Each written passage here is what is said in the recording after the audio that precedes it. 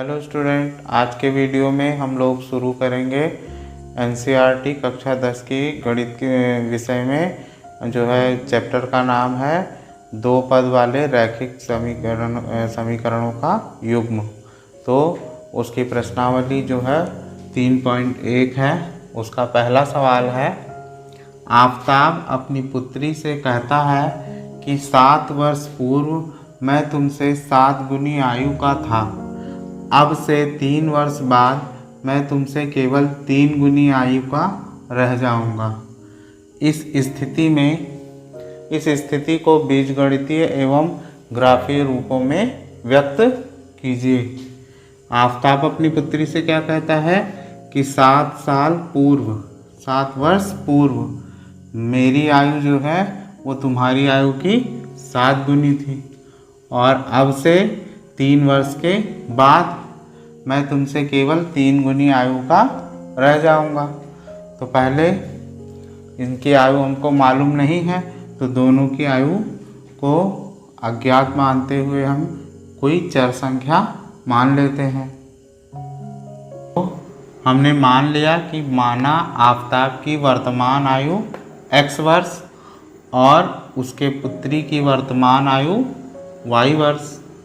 अब वो कह रहा है सवाल में कि 7 वर्ष पूर्व, तो अब हमको वर्तमान आयु x और y मालूम हो गई, तो अब उसके 7 वर्ष पूर्व की आयु मालूम करें तो क्या होगी।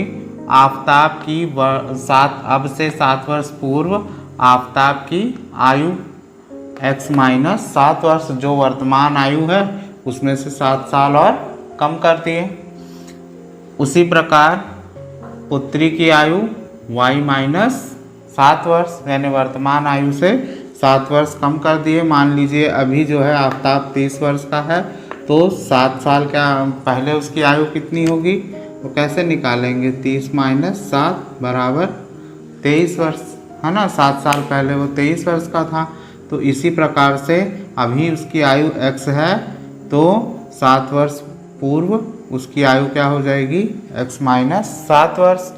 याद रखना, यदि पूर्व शब्द आएगा आयु वाले क्वेश्चन में, तो जितना वर्ष दिया हो उतना वर्ष वर्तमान आयु से घटा देंगे, और बाद या पश्चात आए तो जितना वर्ष बाद या जितना वर्ष पश्चात कहे उतना क्या करेंगे, वर्ष जोड़ देंगे वर्तमान आयु में। तो आफताब की आयु जो है अब से 3 वर्ष के बाद कितनी हो जाएगी, x प्लस 3 वर्ष। उसी प्रकार से पुत्री की वर्तमान आयु कितनी हो जाएगी, वर्तमान आयु में 3 वर्ष जोड़ देंगे, y प्लस 3 वर्ष। अब प्रश्न से शर्त 1 क्या कह रहा है कि 7 वर्ष पूर्व मैं तुमसे 7 गुनी आयु का था। यानी आफताब अपनी पुत्री से कह रहा है कि जो मेरी आयु थी अब से 7 वर्ष पहले, वो तुम्हारी आयु की कितनी थी, 7 गुनी थी।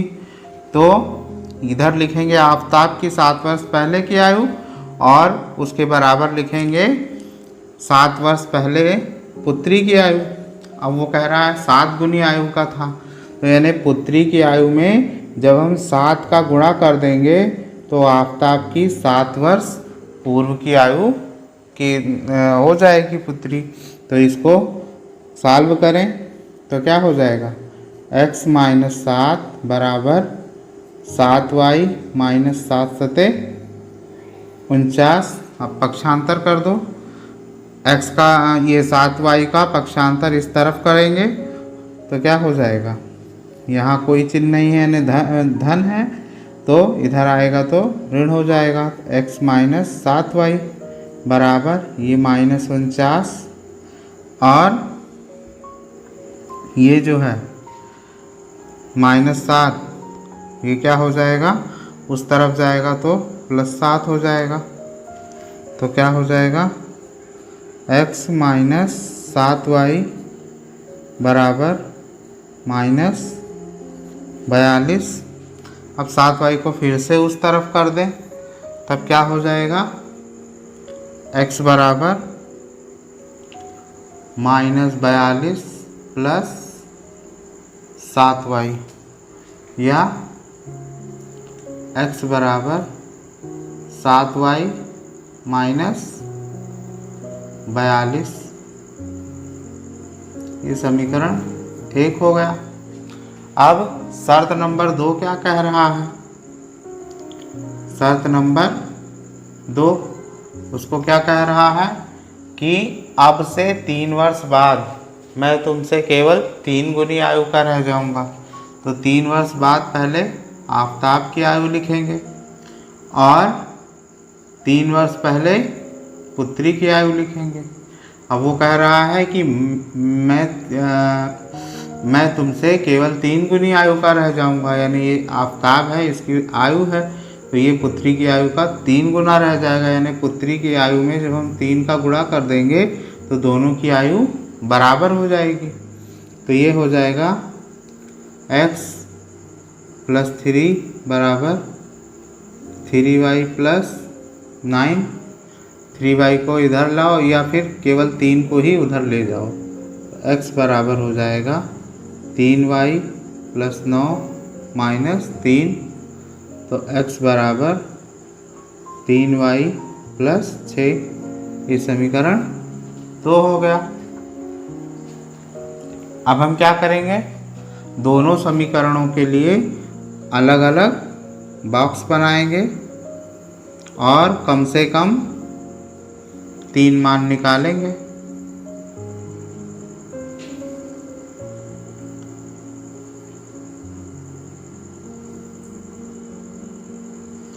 यहाँ x का मान और उसमें लिखेंगे y का मान। ये समीकरण 1 के लिए है। समीकरण 1 के लिए क्या है? ये है आपका समीकरण 1, x बराबर 7y माइनस 42। तब अब हम इसमें मानते हैं y बराबर 0। y बराबर 0 मानेंगे तब क्या हो जाएगा? x बराबर 7 गुणे ये 7 और y साथ में है, इसका मतलब 7 और y के बीच कोई निशान नहीं है, यानी गुणा होगा, जो भी संख्या होगी वो। तो हमने y के जगह 0 लिया तो 0 का गुणा -42। तो x बराबर 700 माइनस 42। तो x बराबर क्या हो जाएगा? -42। तो हम यहाँ पर लिखेंगे -42। अब ये कोई जो है जोर ज़बरदस्ती नहीं है, जो है मान आपके समझ में आए वो मान आप रखिए और जो है इसका मान निकालिए। तो अब मैं रखता हूँ y बराबर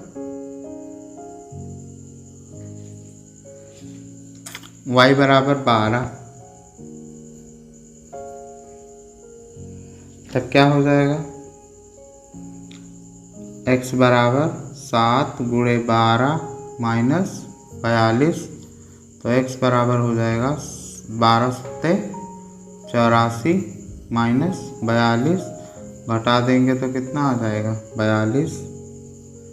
ये आ गया x का मान 42। फिर तीसरा मान रखें। तो तीसरा मान लीजिए हम रखते हैं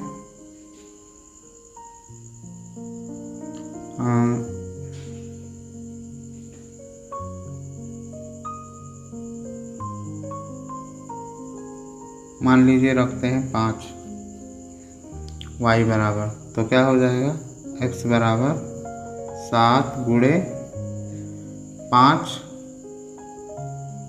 माइनस 42। तो x बराबर हो जाएगा 35 माइनस 42। तो x बराबर कितना हो जाएगा? -7। ये आ गया।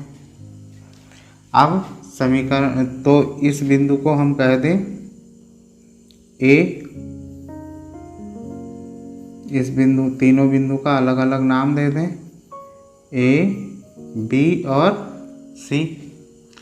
अब दूसरे समीकरण के लिए बॉक्स बना करके और इन अचर राशियों का क्या करेंगे? कम से कम 3 मान प्राप्त करेंगे, जिससे हमें क्या हो, ग्राफ बनाने में आसानी हो। तो हम 3 मान लेते हैं, x और ये y।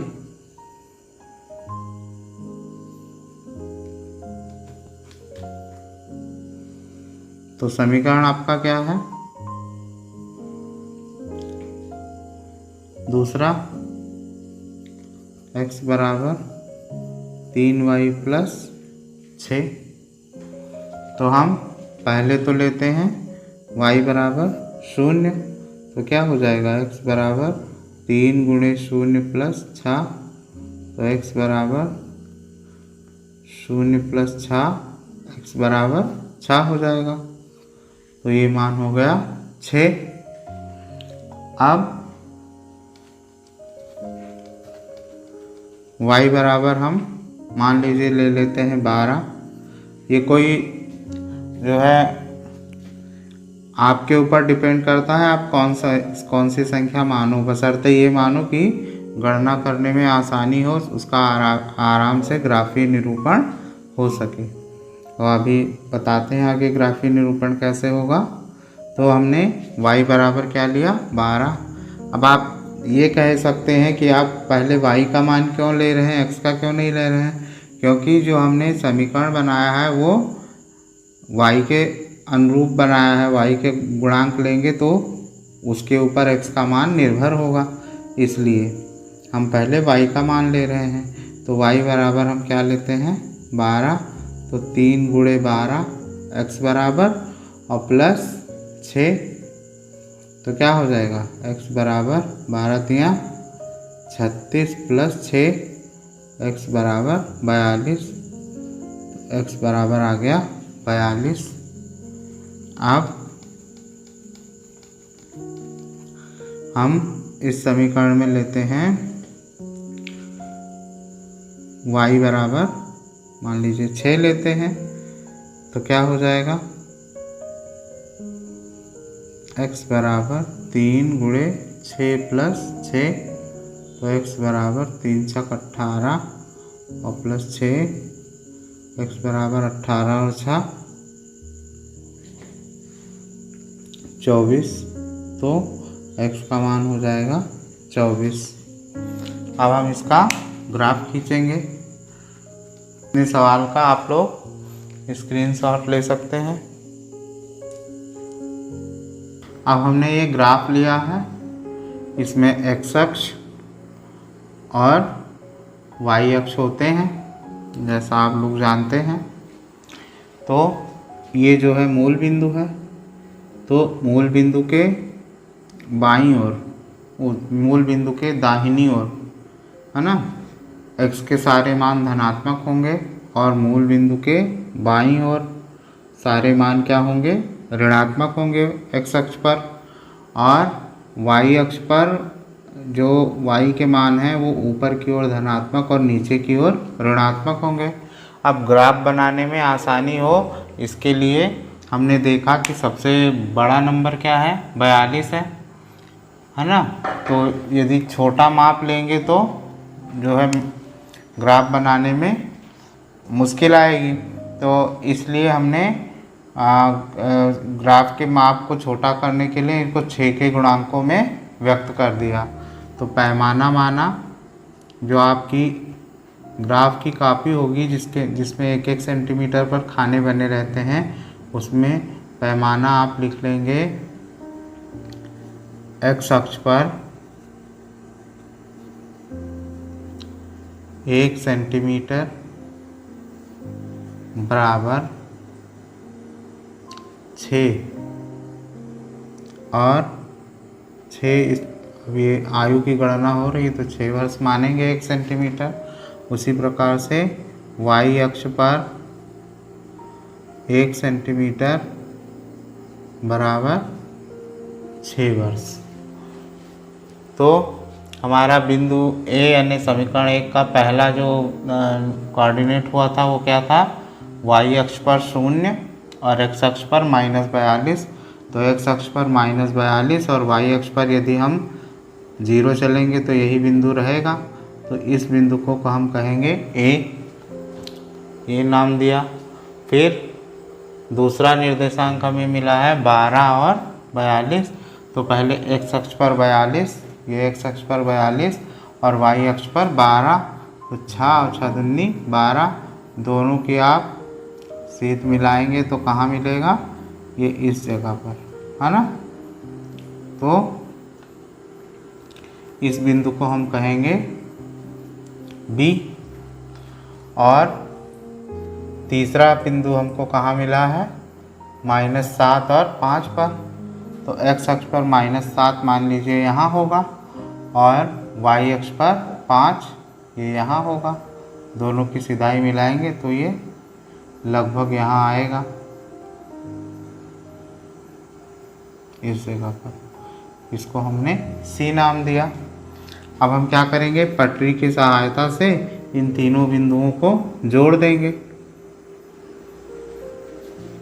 हमने एक जो है इनको जोड़ दिया और ये किस समीकरण के बिंदुओं को जोड़कर बनी रेखा है? तो उस समीकरण को भी लिख देंगे, x बराबर 7y माइनस 42 से। अब दूसरे समीकरण के लिए बनाएंगे हम। तो पहले x अक्ष पर 6 ये है और y अक्ष पर 0, यानी ये बिंदु होगा। इसको हमने नाम दिया P। और फिर x अक्ष पर 42 और y अक्ष पर 12, इसको नाम दिया B के साथ में Q। और फिर तीसरे बिंदु पर 24 x अक्ष पर और y अक्ष पर 6 ये है। तो इसकी सीध यहाँ मिलेगी लगभग इस तरह से। तो हम इन तीनों बिंदुओं को, इसका नाम हमने R दे दिया।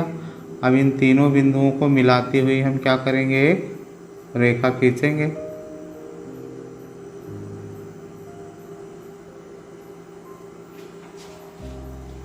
इस प्रकार जब हम दोनों निर्देशांकों को मिलाते हैं, इन तीनों निर्देशांकों को मिलाते हैं तो ये एक रेखा प्राप्त होती है। और ये जान पड़ता है कि दोनों बिंदु जो B पर है एक दूसरे को काटती हैं, जिसके निर्देशांक क्या हैं? 42 और 12। 42 और 12। R का निर्देशांक क्या है? 24 और 6। X का निर्देशांक पहले लिखेंगे, Y का बाद में, और P का है 6, 0। A का निर्देशांक आपका है -42, 0। और B का ये हो गया, और C का क्या है? -7 और 5। तो -7, 5 ये हो गया आपका। अब जो दोनों का प्रतिच्छेद बिंदु है, आपके जो प्रश्न है उसका उत्तर यही होगा। अर्थात आफ़ताब की आयु, आफ़ताब की वर्तमान आयु हो जाएगा 42 वर्ष, क्योंकि वो x माना था। और पुत्री की आयु क्या हो जाएगा? 12 वर्ष, y माना था जो। तो y का कोऑर्डिनेट जो होगा वो y का मान, और x का कोऑर्डिनेट होगा वो x का मान। तो ये तो हो गया उसका ग्राफीय रूप। और ये जो समीकरण बना है ये क्या है? बीजगणितीय रूप।